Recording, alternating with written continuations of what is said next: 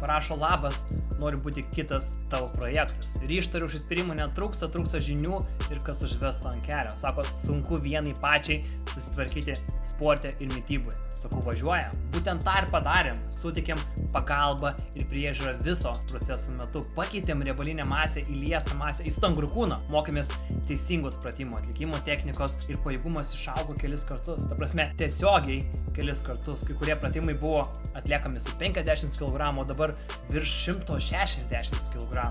Yra nepaprastas jausmas stebėti, kaip išauga žmogaus pasitikėjimas savimi, keičiasi įpročiai ir suvokimas iš šį gyvenimo būdą. Sunku nupasakoti, kaip didžiuojasi žmogumi, kai juo didžiuojasi. Ir Irma, jeigu klausai, tai tikrai nepaprastai džiaugiuosi tavimi, tavo įdėtų darbo ir neišsenkančiomis pastangomis. Tiesiog esi šaunuolė, esi pavyzdys visoms mamoms, visoms merginoms, visoms žmonoms.